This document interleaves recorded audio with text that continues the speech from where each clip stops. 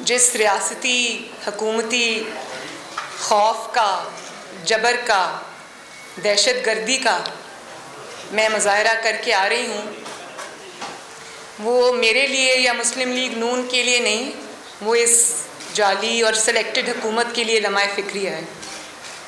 आज जिस तरह पुरअमन और निहत्ते कारकुनों के ऊपर जिस तरह पत्थर बरसाए गए, स्प्रे किया गया और जिस तरह उनके ऊपर आंसू गैस फेंकी गई, जिससे हमारे मुतअद्दिद कारकुन जो हैं वो ज़ख्मी हुए, उनके सर फटे, उनको चोटें आई हैं, मैं इसकी भरपूर मज़म्मत करती हूँ। और साथ ही साथ मैं मुस्लिम लीग नून के कारकुनों को, मुस्लिम लीग नून के उन सपोर्टर्स को जो मेरे साथ इजहार यकजहती करने, मुस्लिम लीग नून की मोहब्बत में, मियाँ नवाज शरीफ की मोहब्बत में जो आज उस जबर का सामना करते हुए वहाँ खड़े रहे, मैं उनको मीडिया की वसातत से सलाम पेश करती हूँ। और आज मैंने पहली दफ़ा ये मुजाहरा देखा है कि एक तरफ से पत्थर आ रहे हैं, आपको एक नैब गर्दी का सामना है, आपके ऊपर आंसू गैस और वो पानी से वो हो रही है, लेकिन कारकुन खड़ा रहा, कारकुन हिला नहीं। तो मैं खराज तहसीन भी पेश करती हूँ, सलाम भी पेश करती हूँ। और जो लोग ज़ख्मी हुए उनके लिए मैं दुआ गो कि अल्लाह ताला उनको जल्दी सेहत याब करे।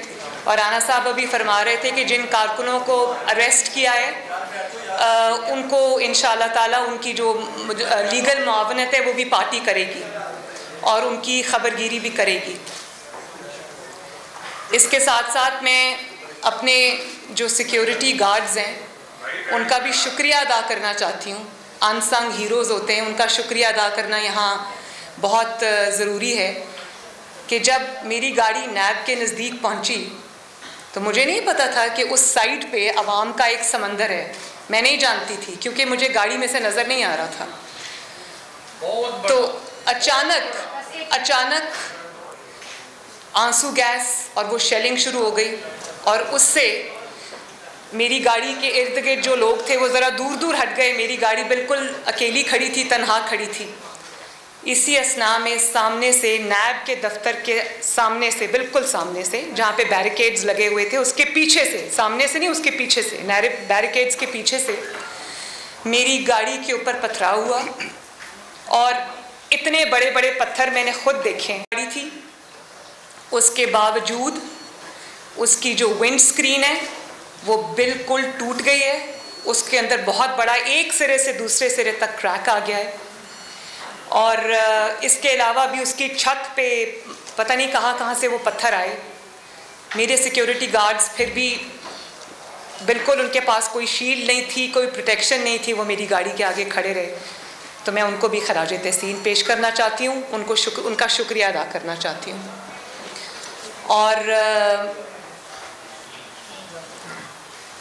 मेरे पे नैब ने अगर मुझे बुला ही लिया था, अगर एक मुज़िका खेज़ इल्ज़ाम तो लगाया नहीं, ये मेरे पास उनकी प्रेस रिलीज़ पड़ी है, इनकी जो कॉल अप नोटिस है ये पड़ा है, ये मुझे परसों मौसूल हुआ है, परसों।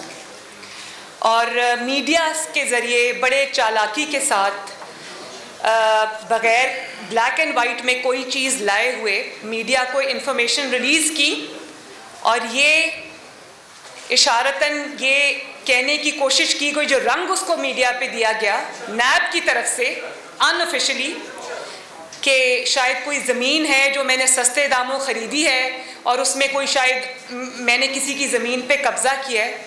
तो ये है नैब का कॉल अप नोटिस, इसकी आप ज़रा स्क्रीनशॉट ले लें। इसमें मेरे पे एक इल्ज़ाम भी नहीं लगाया।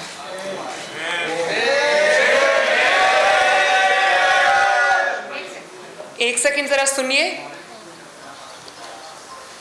The inquiry conducted so far revealed that you have purchased land in फलां areas, मौज़ा सुल्तान के, मौज़ा मल, लखोवाल and मौज़ा बदोकी सानी, district Lahore, and in this regard you are required to provide details of the following: Details of land acquired, purchased in each of the MOSA, year-wise breakup, sources of funds जो कि already उनके पास हैं, details of taxes and duties paid, provide details of subsequent sale of land if any, वो जानते हैं कि मैंने land की sale नहीं की, provide details of the use of the land, whether it is being used for cultivation or agricultural purposes. ये notice है, इसमें इल्ज़ाम कोई नहीं है, उसको बहुत वेग रखा गया है क्योंकि मुझे बुलाना मकसूद था और अब मैं ये कहने में हक बजाने हूँ कि मुझे बुलाने के पीछे, इस वेग से नोटिस के पीछे जिसमें कोई इल्ज़ाम नहीं है, मुझे बुलाने के पीछे मुझे नुकसान पहुँचाना मकसूद था। क्योंकि आज मेरे साथ जो सलूक किया गया, मैंने पाकिस्तान के 72 साल में ये होते नहीं देखा। परवेज़ रशीद साहब मेरी गाड़ी में थे और उन्होंने मुझे, जब वो विंड स्क्रीन स्मैश हुई तो उन्होंने मुझे कहा कि ये शुक्र करो कि ये बुलेट प्रूफ गाड़ी थी, अगर ये बुलेट प्रूफ गाड़ी ना होती तो शीशा टूटता और उसके बाद जो ईंटे नुमा पत्थर उन्होंने फेंके वो सब मेरे सर पे लगते क्योंकि मैं फ्रंट सीट पे बैठी हुई थी। तो मैं इस चीज़ को कैसे कंस्ट्रू करूं, इस चीज़ का मैं क्या मतलब लूं, ये आप सब मेरे से बेहतर जानते हैं। लेकिन क्लियरली अगर वो बुलेट प्रूफ गाड़ी ना होती तो सामने से जिस तरह पुलिस की यूनिफॉर्म में लोग, मुझे नहीं पता वो पुलिस के थे या नहीं, लेकिन वो पुलिस की यूनिफॉर्म में थे। पंजाब पुलिस जनरली ये नहीं करती, लेकिन जिस तरह से वहाँ से वो हुआ वो मैंने अपनी आंखों से देखा। मेरे हाथ में मोबाइल था, मैंने जल्दी, क्योंकि गाड़ी हिल रही थी, पत्थर लग रहे थे, तो मैंने अपने हाथों से अपने मोबाइल कैमरा से उसकी वीडियोस बना ली और एविडेंस के तौर पे उसी वक्त उन वीडियोस को मैंने ट्वीट कर दिया। परवेज़ रशीद साहब का कहना है कि अगर वो गाड़ी बुलेट प्रूफ ना होती और उस गाड़ी की विंड स्क्रीन टूट जाती, उसके बाद जो पत्थर आ रहे थे वो मेरे सर पे लगते, मुझे लगते और शायद वो क्लियरली मुझे जानी नुकसान पहुंचाने की एक कोशिश थी, या जानी नुकसान पहुंचता या मेरी हेड इंजरी हो सकती थी जिसमें मैं अभी अस्पताल में शायद पड़ी होती। मैं अब वो कहना नहीं चाहती। तो जिस इंतकाम गाह से मैं अभी आ रही हूँ उसकी हैसियत तो मैंने आपको बता दी। उसके बाद इन्होंने मुझे ये कहना शुरू किया कि आप अनऑफिशियली कि आप वापस चली जाएं, मैसेजेस आने शुरू हो गए इधर उधर कि आप मैंने कहा मैं तो वापस नहीं जाऊंगी। मैं नैब के दरवाजे के बाहर खड़ी रही और मैंने कहा कि क्योंकि आपने मेरे पे इतना एक मुझे बुलाया है, एक ऐसे कॉल अप नोटिस में, तो मैं तो जवाब लेके आई हूँ, मैं तो जवाब दूंगी, मेरे पास सब जवाब हैं, मुझसे ले लें। कहा नहीं बीबी आप वापस जाएं। तो राना सनाउल्लाह साहब ने फिर उनको कहा कि वो वापस नहीं जाएंगी, आप अगर लिख के देना चाहते हैं, क्योंकि आप फिर ये कहेंगी हमने बुलाया था वो हाजिर नहीं हुई, पेश नहीं हुई। मैं तकरीबन कोई 1.5 घंटा 1.25 घंटा वहाँ खड़ी रही, उन्होंने दरवाज़ा नहीं खोला और अंदर छुप के बैठे रहे।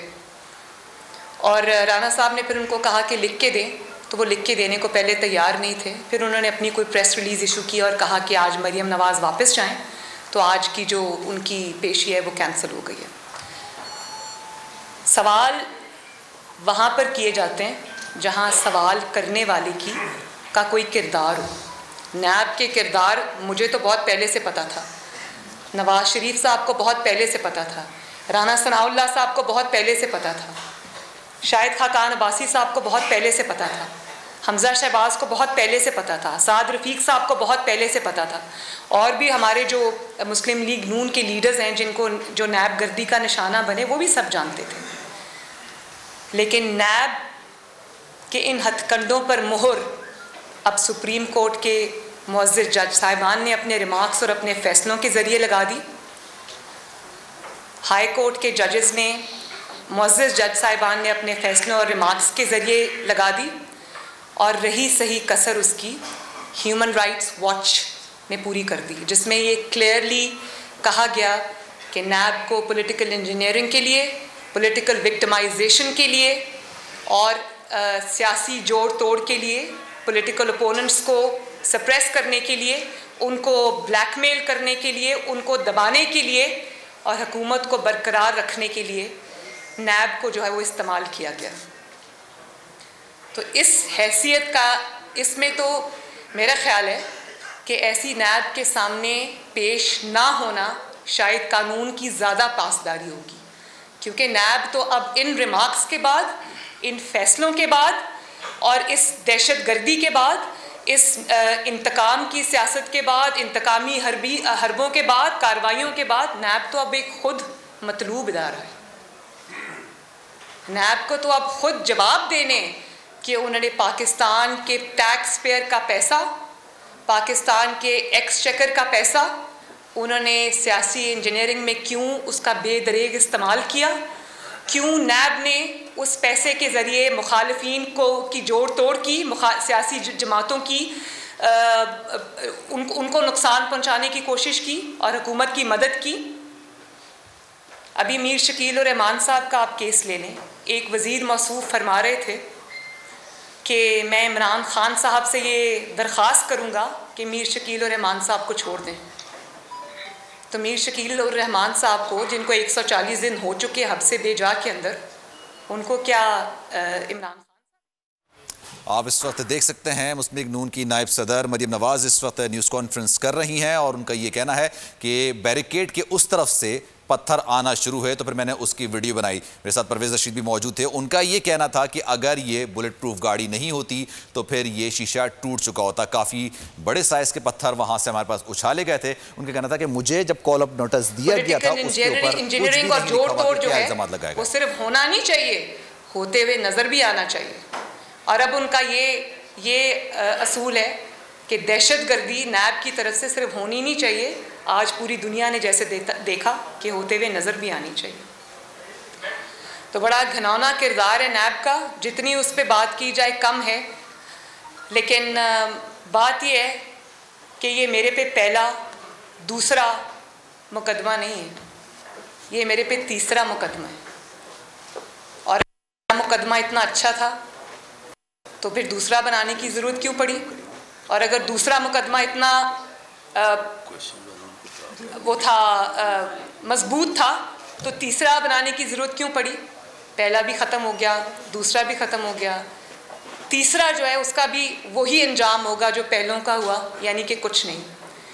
एक इंकशाफ आज मैं यहाँ कर दूँ कि जिस रेफरेंस के अंदर या जिस इन्वेस्टिगेशन के अंदर उन्होंने मुझे पिछले साल पकड़ा था नैब ने, और तकरीबन 60 दिन में उनकी मेहमान रही थी, पहली पाकिस्तान की 72 साल की हिस्ट्री में पहली खातून सियासतदान जो नैब की मेहमान रही है।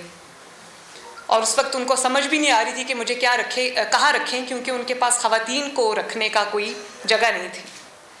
लेकिन वो जिस मुकदमे में मुझे पकड़ा गया, क्या आप जानते हैं, क्या पाकिस्तान के अवाम जानते हैं कि वो रेफरेंस 1-1.5 साल के बावजूद आज तक नहीं बन सका?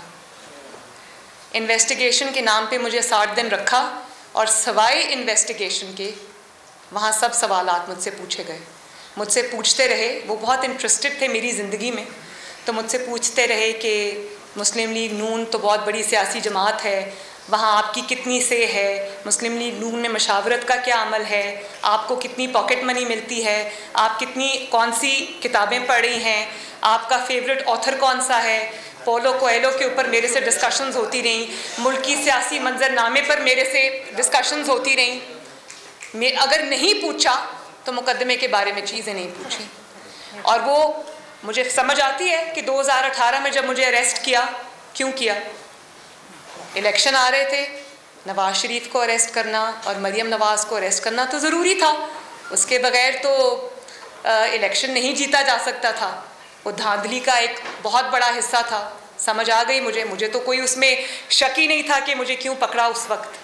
पिछले साल मुझे क्यों गिरफ्तार किया इन्वेस्टिगेशन के नाम पे, वो भी समझ आती है कि एक के बाद एक मेरे ऐसे ज़बरदस्त जलसे हो रहे थे कि माशाल्लाह अवाम की एक लहर उठ रही थी, एक राय बन रही थी, एक तूफ़ान आ रहा था जिसको रोकना ज़रूरी था। और 8 तारीख को कश्मीर में मेरा जलसा था।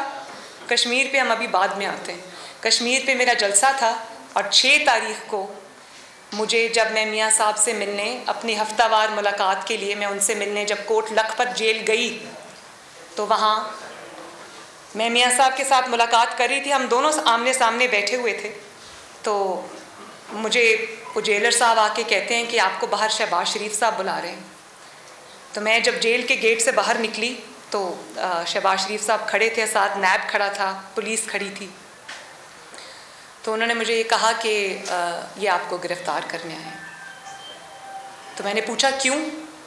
बस मैडम ये इस तरह से मुझे उन्होंने मैंने कहा अच्छा मैं आती हूँ, मैं अंदर मियाँ साहब से मुलाकात में हूँ, मैं मियाँ साहब को खुदा हाफिज़ कह के एक दफ़ा उनको गले मिल के मैं आपके पास वापस आती हूँ। उन्होंने मुझे अंदर जाने दिया। अभी मैं अंदर मियाँ साहब के पास पहुँची और मैंने मियाँ साहब को बताया कि मुझे बाहर अरेस्ट करने आए। मियाँ साहब ने कहा क्यों? मैंने कहा मैं नहीं जानती। तो इतने में नैब जेल के अंदर घुस आई, जिस कमरे में मैं और मियाँ साहब मौजूद थे। वहाँ आकर मुझे मियाँ साहब के सामने उन्होंने गिरफ़्तार किया और मेरे बच्चे बैठे थे, मेरी बेटी बैठी हुई थी, वो छोटी है उम्र की, वो रोने लगी। मियाँ साहब की आंखों में आंसू आ गए। उनके सामने एक बहुत सोचे समझे मंसूबे के तहत मुझे गिरफ़्तार किया और मैं उनको कहती रही कि आप फ़िक्र ना करें, कुछ नहीं होता। मुझे नैब ले गए। लेकिन अब आज गिरफ़्तार करने का या आज मुझे नैब में बुलाने का 1 साल बाद अचानक उनको क्या ख्याल आया? आज तो कोई जलसे रैलीज़ नहीं हो रही, आज तो कोई सर पे इलेक्शन नहीं है। तो उस पर मैं सोच रही थी कि आज अचानक कौन सी कोई ऐसी चीज़ सिचुएशन आ गई है कि इनको ये करना पड़ा, मुझे बुलाना पड़ा फिर से। तो मेरा ख्याल है कि मेरा ज़ाती ख्याल है कि ये खौफ जो आजकल इनके इंटरनल सर्वेज़ हो रहे हैं, जिनकी ख़बर ये मीडिया को तो रिलीज़ नहीं करते, लेकिन सर्वेज़ की ख़बर हम तक भी पहुंचती है। तो उन सर्वेज़ में मुस्लिम लीग नून और नवाज़ शरीफ का ग्राफ जो है वो पहले से कहीं ज़्यादा बढ़ गया है और पंजाब के अंदर स्पेशली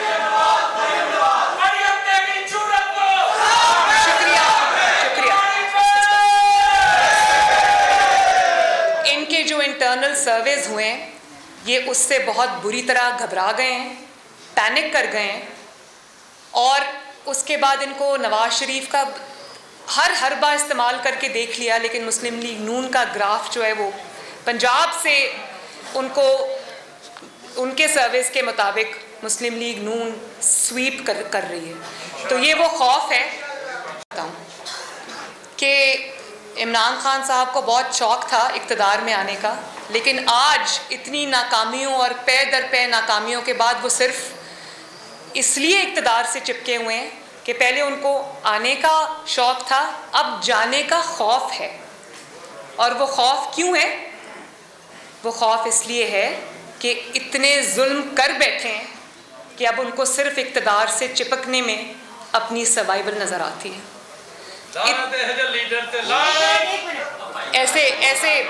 ऐसे अल्फाज हम नहीं इस्तेमाल करते। इतने जुल्म वो कर चुके हैं कि अब उनको अपने अंजाम से खौफ आता है। तो इसलिए ये जो अब एक आप देख रहे हैं कि उसको बुला रहे हैं, उसको बुला रहे हैं, तो ये इसी सिलसिले की एक कड़ी है। पनामा भी ख़त्म हो गया, इकामा भी ख़त्म हो गया, बाकी चीज़ें भी ख़त्म हो गई। तो मुस्लिम लीग नून ने तो बहुत सह लिया, बहुत बर्दाश्त कर लिया। आपको तो अपनी फ़िक्र करनी चाहिए। आपका क्या होगा जब आपको जो 6 महीने की मोहलत मिली है, जब वो ख़त्म हो जाएगी? तो आप तो ख़ुद अपनी ज़बान से इस बात का इकरार कर चुके हैं कि आपको 6 महीने की मोहलत मिली है, वार्निंग मिली है। और जो हुकूमत अब मोहलतों पे चल रही हो, वो अब खौफ नहीं खाएगी तो क्या होगा? आपको तो क्लियरली ये कहा गया है, आपकी ज़बान से हमने सुना, आपने ये कहा कि 6 महीने मिले हमें और 6 महीने के बाद वो मामलात कहीं और चले जाएंगे। कहाँ चले जाएंगे ये मैं नहीं जानती, लेकिन उनको पता है कि क्या होगा। तो ये खौफ की, ये जो अचानक ये पैनिक की एक लहर उठी है, उसकी ये वजह है। और आपने फरमाया कि अब मैंने कश्तियाँ जला दी, तो कश्तियाँ जलाने का और कोई मतलब नहीं है। कश्तियाँ जलाने का मकसद ये है कि मैंने इतने जुल्म कर लिए हैं, इतनी ज़्यादतियाँ कर ली हैं कि अब मेरे पास कोई दूसरा रास्ता नहीं बचा। और एक बात मैं आपको बता दूं, जेल से डराने की, एक सेकंड देखें, डिस्ट्रप्शन होती है, मेरा फ्लो टूट जाता है। इनको पीछे कर, इनको पीछे कर, पीछे कर।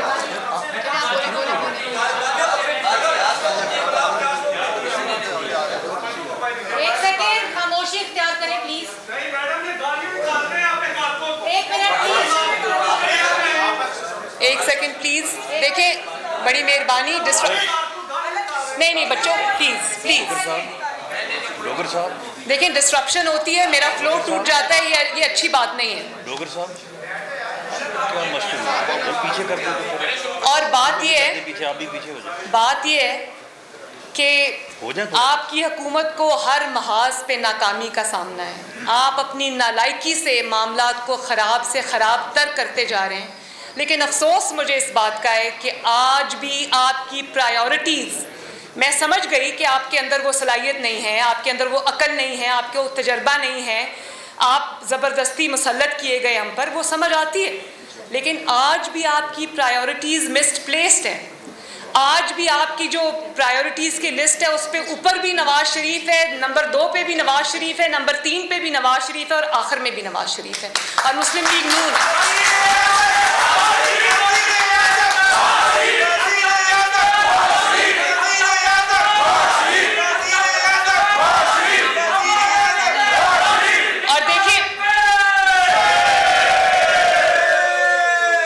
आपकी सारी कैबिनेट मीटिंग्स, आपकी खुफिया मीटिंग्स, आपकी कैबिनेट मीटिंग्स, आपकी हुकूमती मीटिंग्स सारी नवाज शरीफ से शुरू होकर नवाज शरीफ पर ख़त्म हो जाती हैं। नवाज शरीफ की वॉक करते हुए तस्वीर आ जाए आप तब हिल जाते हैं। नवाज शरीफ की कॉफ़ी पीते हुए तस्वीर आ जाए आपको तब तकलीफ़ शुरू हो जाती है। नवाज शरीफ जहाज़ पे सीढ़ियाँ चढ़ के जाए आपको तब तकलीफ़ शुरू हो जाती है। और ये जो नवाज शरीफ की सेहत के बारे में आपने प्रोपेगेंडा किया, आपको शर्म आनी चाहिए। आपकी कस्टडी में नवाज शरीफ बीमार हुआ, आपकी कस्टडी में नवाज शरीफ मौत के दहाने तक पहुंचा, आपकी कस्टडी में वो मेरी मौजूदगी में सर्विसेज हॉस्पिटल में आपके सरकारी डॉक्टर्स के नीचे वो ज़िंदगी और मौत की जंग लड़ रहा था। आपकी कस्टडी में, आपके फैसले से वो बाहर गया और उसके बाद जब वो बाहर चला गया तो आपने क्या कहना शुरू कर दिया। आपके वज़ीरों ने प्रेस कॉन्फ्रेंसेस की, आपके अपने स्टेटमेंट्स हैं कि नवाज शरीफ को सेहत को ख़तरा है तो इंसानी हमदर्दी के लिए मैंने जाने दिया। सॉरी, आपने इंसानी हमदर्दी के लिए नहीं उनको जाने दिया। आपको नवाज शरीफ पर रहम नहीं आया, आपको अपने ऊपर रहम आया। आपको जब ये खबर मिली कि नवाज शरीफ बीमार है और मौत के दहाने तक पहुंच गया तो आपने अपने आप को बचाने के लिए कि आपकी कस्टडी में उसके साथ ये हुआ तो आपको फिर आपके हाथ पांव फूल गए और आपने इस रहम आपको अपने ऊपर आया, नवाज शरीफ के ऊपर रहम नहीं आया आपको। आपने उसको जल्दी जल्दी मुल्क से बाहर भेजा इलाज के लिए ताकि वो आपके ऊपर जिम्मेदारी ना आ जाए और आप अवाम का जो हाथ है वो आपके गिरबान पे होगा, कल आप सड़कों पे चल नहीं सकेंगे। तो मैं ये जानती हूँ कि रहम आपको नवाज शरीफ पर नहीं आया, रहम आपको अपने आप पर आया था कि आपके हाथों ये होगा। तो जब ये हुआ तो उसके बाद आपने ये कहना शुरू कर दिया, आपने उनकी सेहत पे सियासत खेलनी शुरू कर दी। शर्म आनी चाहिए आपको, शर्म आनी चाहिए आपको। और आज भी जब आपसे आपकी कारकर्दगी के बारे में सवाल किए जाते हैं आपके पास मुस्लिम लीग नून और नवाज शरीफ के अलावा कोई जवाब ही नहीं है। तो करप्शन का आप राह गलाबते रहते हैं, तो करप्शन का फैसला तो फिर ज़मीनी हक़ाइक़ पे होना चाहिए। बताएं मुझे ज़रा, नवाज शरीफ के दौर में आटा, दाल, चीनी, चावल, बिजली, गैस क्या कीमतें थी, आज क्या कीमतें हैं? आप खुद ही फरमाते थे ना कि जब हुक्मरान करप्ट होता है तो इन चीज़ों की कीमतें बढ़ जाती हैं, ऑयल की, पेट्रोल की, डीजल की कीमतें बढ़ जाती हैं। तो फिर इस लिहाज से चोर कौन हुआ? नवाज शरीफ 5.8 पे जीडीपी छोड़ के गया था, आज पाकिस्तान की तारीख में शायद पहली दफ़ा मनफी में जीडीपी चली गई, माइनस में चली गई जीडीपी। तो शर्म की बात तो ये है ना, इसी से पता चल जाता है कि यहाँ करप्ट कौन है और क्या प्रोपेगेंडा क्या किया जा रहा है। और सिर्फ ये कि आप फिर इसी पे फेलियर नहीं है आपका, सिर्फ इकोनॉमिक फ्रंट पे और मईशत पे आपका फेलियर नहीं है, आपका फेलियर फॉरेन पॉलिसी पे भी है और ऐसा फेलियर है कि शर्म आ जाए इंसान को। सफारती महाज पर आप बुरी तरह नाकाम हुए। मुझे ये बताएं कि 72 साल में कभी किसी के दौर में, किसी वज़ीर आज़म के दौर में, किसी डिक्टेटर के दौर में कश्मीर की, भारत को क्या इतनी जुर्रत हुई कि कश्मीर की रियासती हैसियत को ख़त्म कर सके? ये स्याह धब्बा भी आप ही के मुंह पे लगा। और आप तो बड़ा खुश आए थे ना अमेरिका से वापस के सालसी होगी कश्मीर पे, ये होगा वो होगा। कहाँ गई वो सालसी? कहाँ गई वो तकरीरें और वो स्टेटमेंट्स जो आपने पर्चियों के बगैर दिए थे? क्या हुआ कश्मीर का? आज 72 साल में पहली दफ़ा कश्मीर जो है वो भारत की झोली में जा गया आपके दौरे हुकूमत में, और आप चुपचाप देखते रहे। आप क्या कहेंगे कश्मीरियों से कि मैं तुम्हारा मुकदमा नहीं लड़ सका? मैं फ़ोन करता था तो मोदी फ़ोन नहीं उठाता था। वही मोदी साहब है ना, प्राइम मिनिस्टर मोदी, जो मियाँ साहब जब प्राइम मिनिस्टर थे तो पाकिस्तान आए थे। वो आपका फ़ोन सुनना भी गवारा नहीं करता। ये होता है फ़र्क एक इलेक्टेड प्राइम मिनिस्टर में, एक तजर्बाकार प्राइम मिनिस्टर में, एक ऐसे प्राइम मिनिस्टर में जो हर चीज़ को समझता है, जानता है, अपने मुल्क का इंटरेस्ट वॉच करता है, और एक मुसल्लत शुदा वज़ीर आज़म में। तो इसके लिए अब आपने कहा कि अब खिफ़त मिटाने के लिए मीडिया को आपने कंट्रोल कर लिया। मीडिया पे आपने वो बात उठनी नहीं दी, और अपनी खिफ़त मिटाने के लिए, अपनी शर्मिंदगी मिटाने के लिए आप कश्मीर के नक्शे पे लकीरें खींचने से आपको कश्मीर नहीं मिल जाएगा, या 2 मिनट की खामोशी इख्तियार करने से आपको कश्मीर नहीं मिल जाएगा, या एक शाहराह का नाम बदल देने से आपको कश्मीर नहीं मिल जाएगा। ये तो बड़ा आसान काम है भाई। मियाँ नवाज शरीफ पर जब ये वक्त आया, जब उन्होंने एटमी धमाकों का फ़ैसला करना था, तो मियाँ साहब के लिए तो बड़ा आसान था। 6 एटमी धमाकों के बदले 12 मिनट की खामोशी इख्तियार कर लेते, तो पाकिस्तान कभी एटमी ताकत ना बनता। बनी गाला का नाम तब्दील करके उसको चागी उसका नाम रख लेते।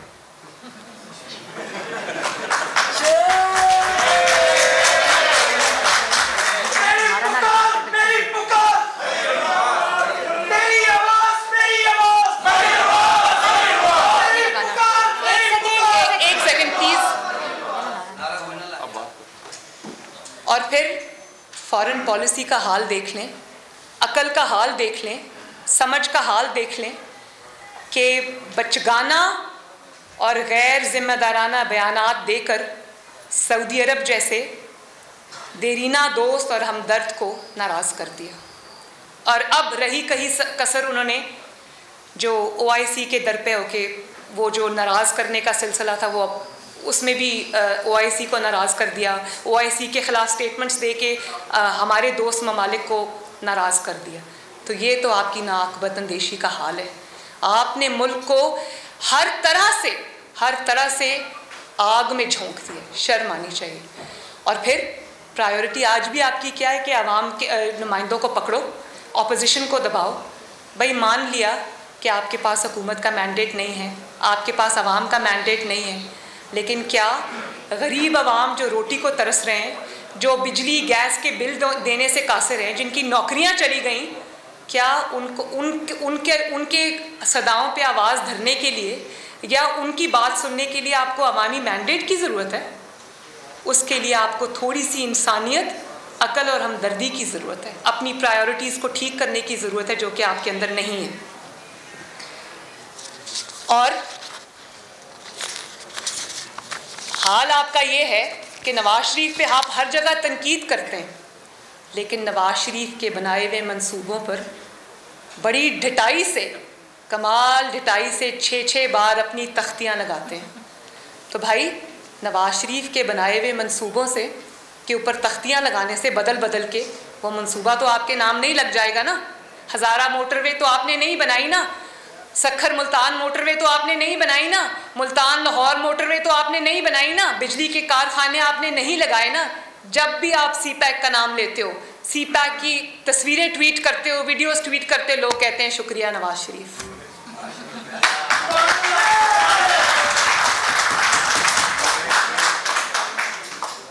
शुक्रिया नवाज शरीफ की सदाएं आती हैं। आपको हर जगह नवाज शरीफ इसलिए नज़र आता है क्योंकि हर जगह नवाज शरीफ है और रहेगा इंशाअल्लाह।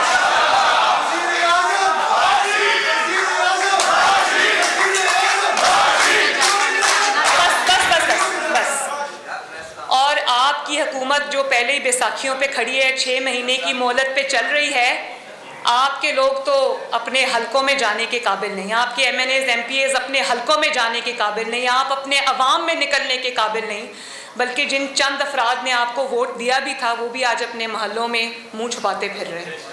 कुछ मुंह छुपा रहे हैं और कुछ कानों को हाथ लगा रहे हैं कि आइंदा इस किस्म के धोखे में नहीं आना।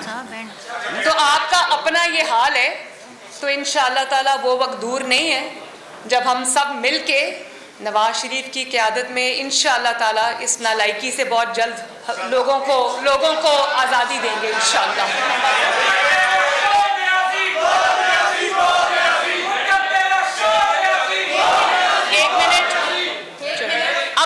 लगेगा कोई, प्लीज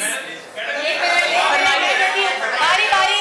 मैंने आपको पहले गुजारिश की थी, ऐसे नहीं उस्मान, आप मैं आपको दे रही हूँ, सबको मैं दे रही, हम सब दे रही हूँ। जी फरमाइए।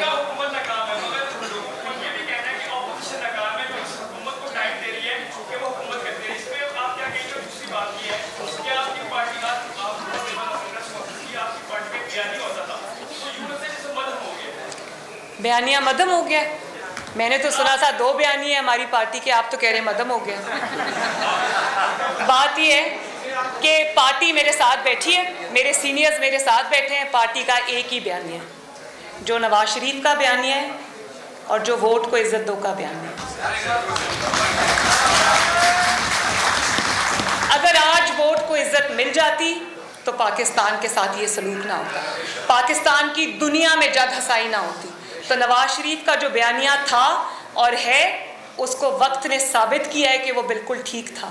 और वो नवाज शरीफ का बयानिया नहीं है, वो हमारे आइन का बयानिया है, हमारे दस्तूर का बयानिया है। अगर नवाज शरीफ ने उससे हट के कोई बात की है तो फिर किसी में अगर कोई चैलेंज कर सकता है तो करे। हम नवाज शरीफ, मरियम नवाज शरीफ, शाहिद खाकान अब्बासी, राना सनाउल्लाह साहब, जितने लोग यहाँ खड़े हैं, जितने लोग यहाँ नहीं हैं, शहबाज शरीफ साहब हो या कोई भी हो, सब एक बात पे मुत्तफिक हैं, वो है नवाज शरीफ की लीडरशिप और वोट को इज्जत दो।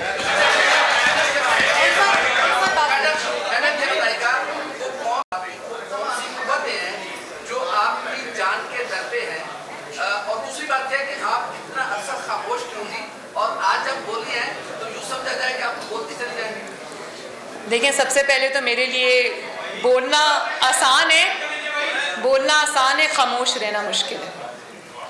मेरी वालदा चली गई इस दुनिया से, मेरे वालिद इतने बीमार हो गए कि उनकी ज़िंदगी का हमें उस वक्त पता नहीं था। डॉक्टर्स ने मेरे सामने, आप यकीन करें, आज मैं वो दोहराना चाहती हूँ, सर्विसेज हॉस्पिटल में जब ये मुझे कोट लखपत से लेके आए अपने वालिद की इयादत के लिए, तो उस वक्त 5-7 डॉक्टर्स की मीटिंग चल रही थी और उन्होंने मेरे सामने मियाँ साहब को कहा कि जब हम रोज़ सुबह ऑफिस में आते हैं तो हम ये सोच के आते हैं, ये पता नहीं फिर हमें आपको देखना नसीब हो या ना।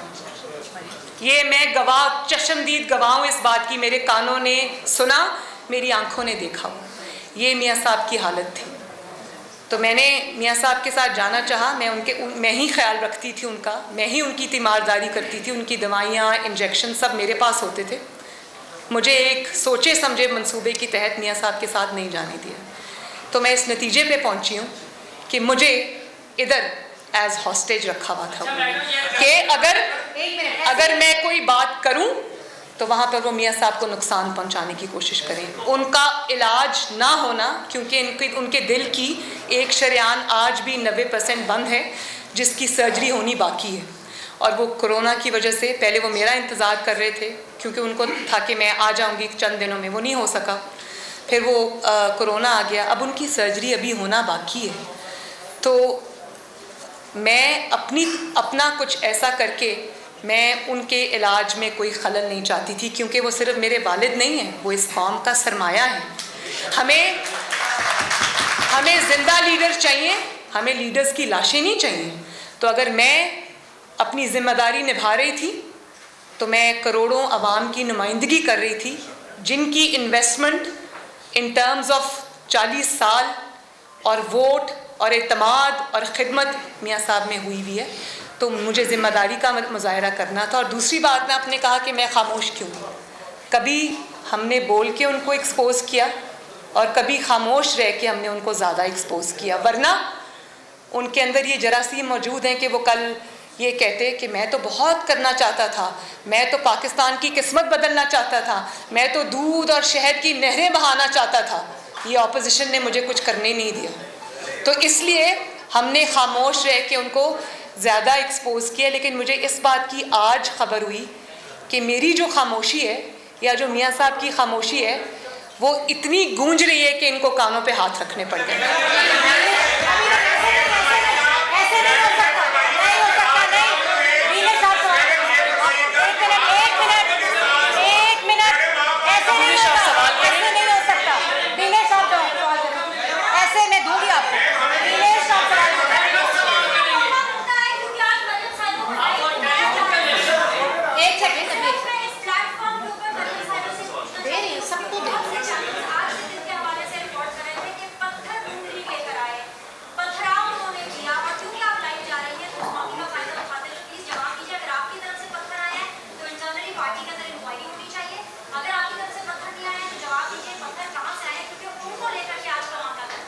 शुक्रिया दीनिश, शुक्रिया दीनिश।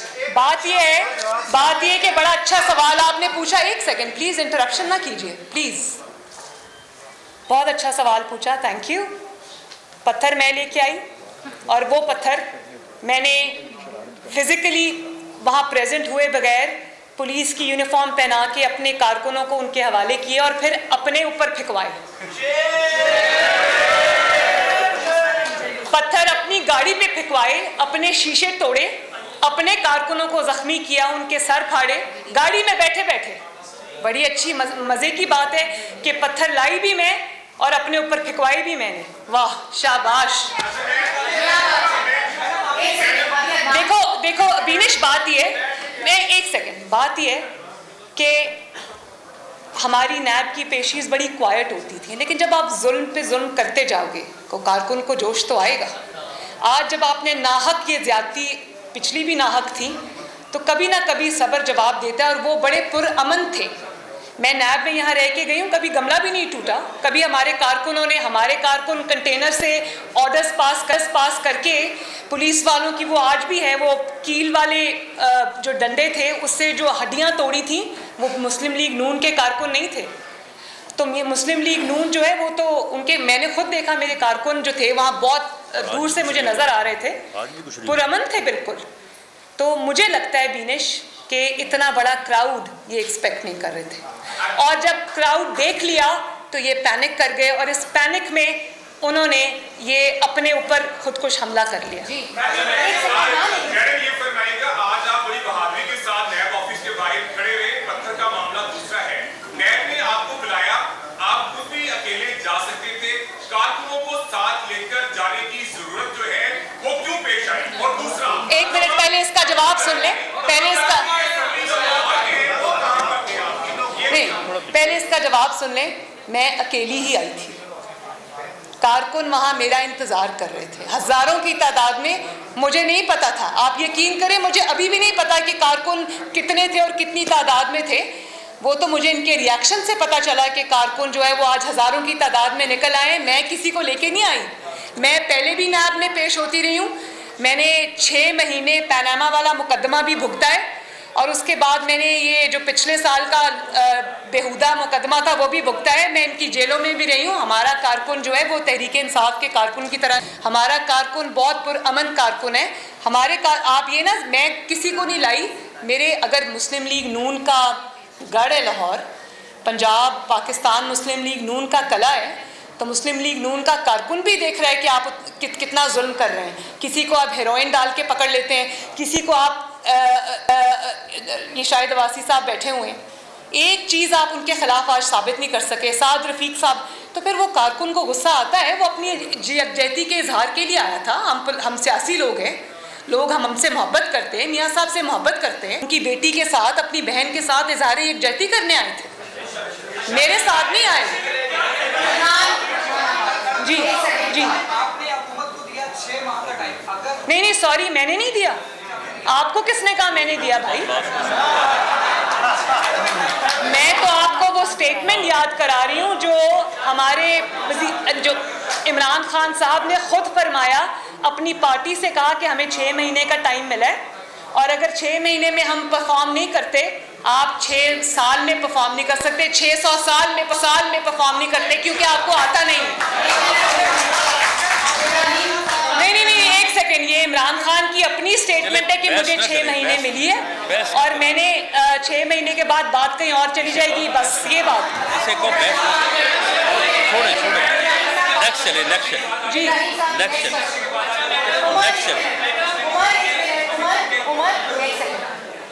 साहब बात करें। करने दो।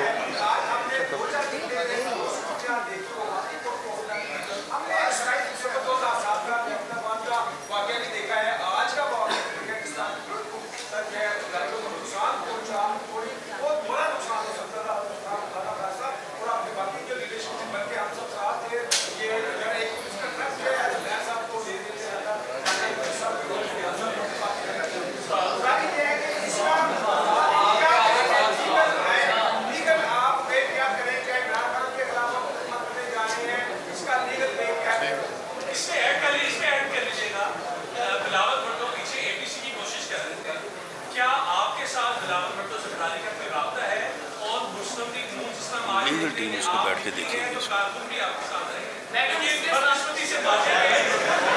देखिए, जहाँ तक एपीसी का ताल्लुक है, वहाँ पर मियाँ साहब की क्लियर इंस्ट्रक्शंस हैं पार्टी को भी कि एपीसी के फोरम को भरपूर तरीके से इस्तेमाल किया जाए। फजलुर रहमान साहब की सरबराही के अंदर और उनकी सुपरविजन में, और उनको जो है वो पूरी तरह उनसे ताउन किया जाए और जो फैसले भी हों वो अपोजिशन को यूनाइटेड करके एपीसी के फोरम से होने चाहिए। ये मुझे पता है कि मियाँ साहब की क्लियर इंस्ट्रक्शंस हैं इस पर।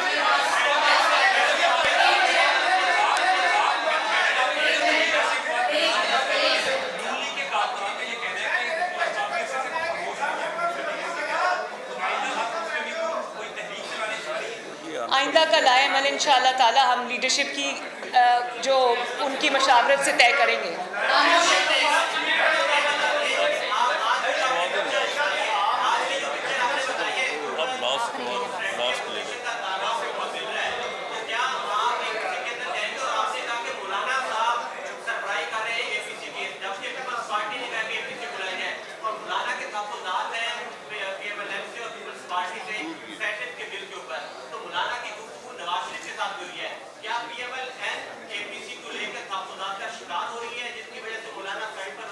मैंने आपको अभी बताया कि एपीसी के बारे में और मौलाना साहब के बारे में मियाँ साहब के क्या तासुरात हैं, उसमें कोई एम्बिग्विटी नहीं है। और अगर मौलाना साहब के कोई तहफ़्फ़ुज़ात हैं तो उसको मुस्लिम लीग नून इंशाअल्लाह ताला दूर कर देगी, उसके लिए फ़िक्रमंद होने की ज़रूरत नहीं है।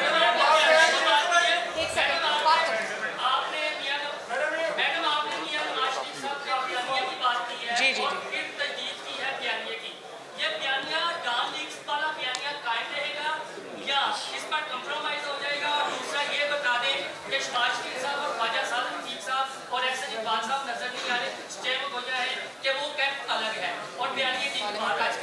मेहरबानी। पीएमएलएन का कोई अलग नहीं है। पीएमएलएन के अंदर डेमोक्रेटिक जमात है, हर तरह के माइंडसेट के लोग हैं, हर तरह के ख्याल के लोग हैं, हर तरह के ओपिनियन के लोग हैं और आरात डिफरेंट हैं लोगों की। लेकिन खुशी की बात यह है कि जहाँ मियाँ नवाज शरीफ की क़यादत आ जाती वहाँ सब मुत्तहिद हैं। और मुस्लिम लीग नून का जो बयानिया है वो पहले दिन से जो था आज भी है और उसी बयानिए की कीमत हम 4 साल से अदा कर रहे हैं, लेकिन बयानिए से नहीं हटे। बड़ी मेहरबानी।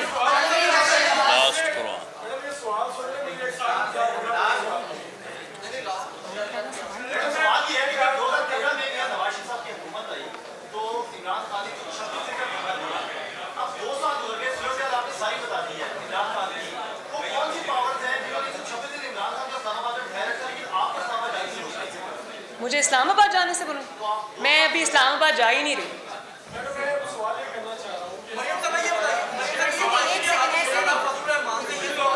मैंने बात कर दी उन पर।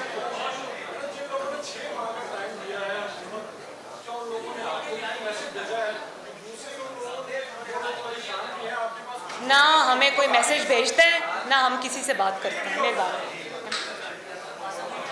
आप बात करें। नहीं, बस एक सेकंड भाई। मौलाना फजलुर रहमान साहब की मौलाना साहब से सवाल किया गया है कि आप अभी मियां नवाज शरीफ की बयानिया के साथ हैं या नहीं है? पॉलिसी के साथ हैं। उन्होंने ये कहा कि अब हालात बदल चुके हैं, अब मियां नवाज शरीफ से ये पूछे कि वो मेरी पॉलिसी के साथ हैं या नहीं है। तो इससे क्या वो मौलाना साहब और मियां साहब आपस में खुद बात कर लेंगे। शुक्रिया जी।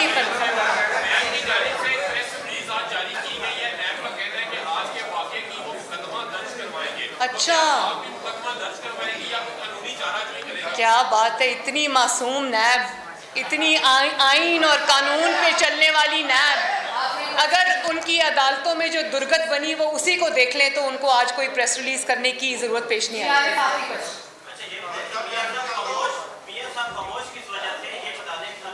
शुक्रिया, थैंक यू। ये मेरा आखिरी सवाल है। मैंने सब सवाल लिए, आपके सारे गिले मैंने दूर कर दिया। आपका सवाल ये है कि मियाँ साहब खामोश क्यों हैं। शुक्रिया। मियाँ साहब खामोश नहीं हैं, लेकिन मियाँ साहब ने अपने हिस्से का सारा काम कर दिया। मियाँ साहब ने वो कुर्बानियाँ दी जो 72 साल में किसी सियासी लीडर ने कुर्बानी नहीं दी।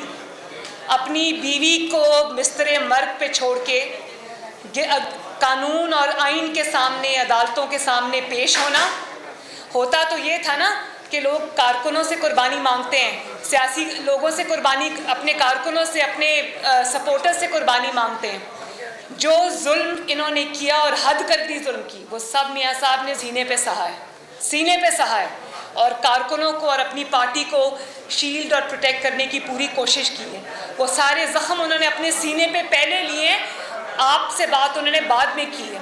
और अपनी वाइफ को छोड़ के आए, और जब वो बीमार हो गई, डेथ बेड पे चली गई तो उनको अडयाला जेल में, जहाँ मैं भी बंद थी, मियाँ साहब ने कहा मेरी बात करा दो मेरी बीवी से और घर वालों से। उन्होंने कहा आपके मिनट ख़त्म हो चुके हैं।